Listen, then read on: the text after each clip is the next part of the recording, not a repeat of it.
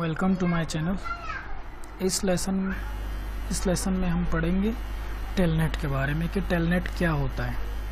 तो simple words में अगर मैं आपको बताऊं कि किसी भी रिमोट राउटर को अगर हमने एक्सेस करना हो, कि मिसाल अगर कोई हमें कहे कि हमारे राउटर में कोई इशू आ रहा है, इसको कॉन्फ़िगरेशन समझ नहीं आ रही, तो उसको एक्सेस करने के लिए हम चाहे उस पर कोई भी प्रोटोकॉल यूज़ हुआ हो, तो हम उसको यहाँ बैठकर रिमोटली इसको एक्सेस कर सकते हैं।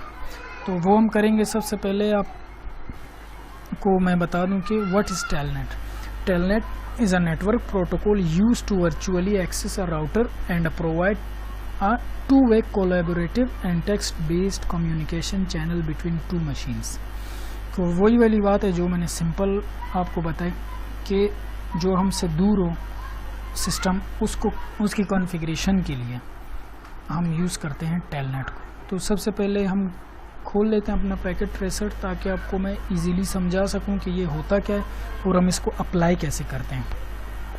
टेलनेट बहुत एक अच्छा एक मेथड है कि अगर हमें कहीं भी किसी को कोई राउटिंग कॉन्फ़िगरेशन में कोई इशू आ रहा हो, तो हम यहाँ से इजीली उसको कॉन्फ़िगरेशन कर सकते हैं।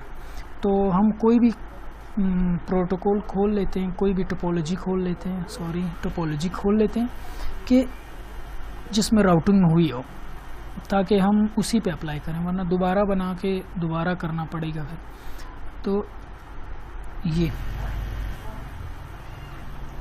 ये हमने एक टोपोलॉजी खोली जो हमने बनाई थी विद रिप राउटिंग।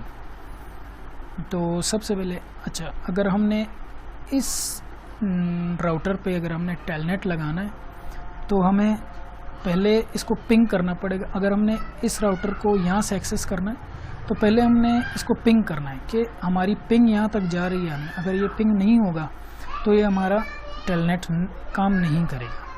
तो सबसे पहले हम करते हैं, इसका हमारे पास आईपी है 62 वाली, तो हम इसको चेक करते हैं पिंग करके PING 60.0.0.2। अगर ये पिंग हुआ तो हम इस पर टेलनेट यूज़ कर सकते हैं इसमें। अब फॉर एग्जांपल कि हमें ये राउटर का एक्सेस कैसे मिलेगा। मिसाल इस नेटवर्क में कोई इशू आ रहा है, हमने अब यहाँ पे कोई सेटिंग करने वाला है नहीं, तो हम सिंपल इस सिस्टम से इसको एक्सेस करके हम इसकी कॉन्फ़िगरेशन करेंगे। लेकिन सबसे पहले हमने इस राउटर पे कुछ कमांड्स चलानी होंगी। मिसाल जैसे कि इनेबल, एक मिनट, हमें वो टोपोलॉजी उठानी चाहिए जिसमें हमने नाम वगैरह दिए हों।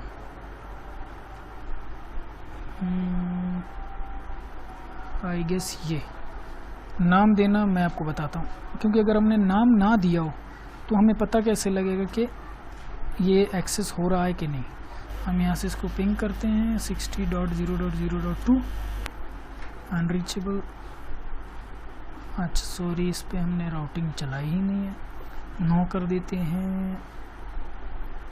Rib without inline 3 routers. अच्छा सॉरी, मैंने कोई और खोला जिसमें हम प्रैक्टिस कर रहे थे, वो फोल्डर खुला ही नहीं, वो हमारे पास ये है, सॉरी। तो हम रिप वाला उठा लेते हैं। तो ये हमारे पास हमने आईपीज़ दी हैं। तो सबसे पहले हम यहाँ से 62 वाले को पिंग करेंगे, पिंग 60.0.0.2।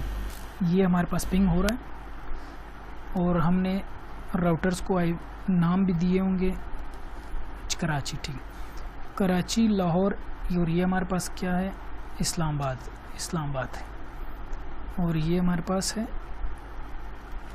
लाहौर।